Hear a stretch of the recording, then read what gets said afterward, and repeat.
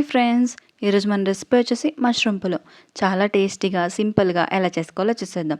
నేనైతే butter mushroom తీసుకుంటున్నాను. వీటిని వాటర్లో వేసి క్లీన్ చేసుకోవాలి.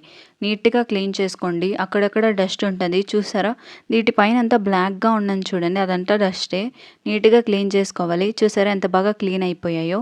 ఇలా క్లీన్ చేసుకున్నాక మధ్యకి ఈ విధంగా కట్ చేసుకోండి. ఈ విధంగా వద్దు అనుకుంటే మీకు ఎలా కావాలో అలా కట్ చేసుకోవచ్చు.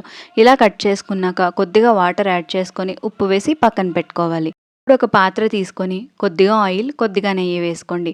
ఇలా వేసుకున్నాక మీ దగ్గర అవైలబుల్గా ఉన్న బిర్యానీ స్పైసెస్ తీసుకోండి. ఇలా నెయ్యి వేడయ్యాక వీటిని నెయ్యిలోకి వేసుకొని కొద్దిసేపు వేయించుకోవాలి. మరీ ఎక్కువ వేయించనక్కర్లేదు. జీడిపప్పు కలర్ చేంజ్ అయ్యేంత వరకు వేయించుకుంటే సరిపోతుంది.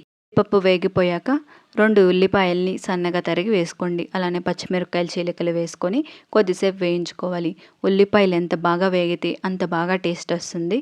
ఉల్లిపాయలు వేగిపోయాక కరివేపాకు వేసి ఇంకొద్దిసేపు వేయించుకోండి. ఇలా వేయించుకున్నాక 1 టేబుల్ స్పూన్ అల్లం వెల్లుల్లి పేస్ట్, కట్ చేసిన టమాటా ముక్కలు వేసి కొద్దిసేపు వేయించుకోవాలి. టమాటాలు మగ్గేంత వరకు వేయించుకోండి. ఇప్పుడు పుదీనా ఆకు, 1 కప్పు పెరుగు వేసుకోండి. 1 టేబుల్ స్పూన్ కారం, 1 టేబుల్ స్పూన్ ధనియాల పొడి, కొద్దిగా పసుపు, కొద్దిగా గరం మసాలా, ఉప్పు వేసి కొద్దిసేపు వేయించుకోవాలి. ఇలా వేయించుకున్నప్పుడు గుమగుమలాడే సువాసన వస్తుంటుంది. అప్పుడే అర్థం చేసుకోవాలి ఎంత బాగుంటుందో. ఇప్పుడు క్లీన్ చేసి పక్కన పెట్టుకున్న మష్రూమ్ వేసి నిదానంగా కలుపుకోండి. ఎక్కువ కలిపేస్తే మష్రూమ్ విరిగిపోతాయి. సరే, మష్రూమ్ కూడా ఉడికిపోయాయి. ఇప్పుడు క్లీన్ చేసి పెట్టుకున్న బియ్యంని కూడా వేసేసి ఒకసారి బాగా కలుపుకోవాలి. మరీ ఎక్కువ కలుపుకండి, మష్రూమ్ అయితే విరిగిపోతాయి. నిదానంగా కలుపుకొని బియ్యంకి తగినట్టుగా వాటర్ యాడ్ చేసుకోవాలి. నేను 2 గ్లాసుల బియ్యం వేసాను. 2 గ్లాసుల బియ్యంకి 4 గ్లాసులు నీళ్ళు పోస్తున్నాను. ఒకసారి బాగా కలుపుకొని ఇప్పుడే ఉప్పు చూసుకోండి, తర్వాత వేస్తే బాగోదు. ఇలా ఒకసారి బాగా కలుపుకున్నాక కొత్తిమీర వేసి ఇంకోసారి కలుపుకోండి.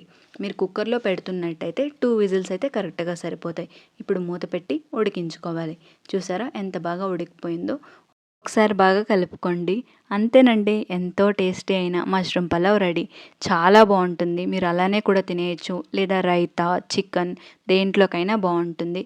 ఒకసారి ట్రై చేసి చూడండి, తప్పకుండా మీకు నచ్చుతుంది. Thank you for watching.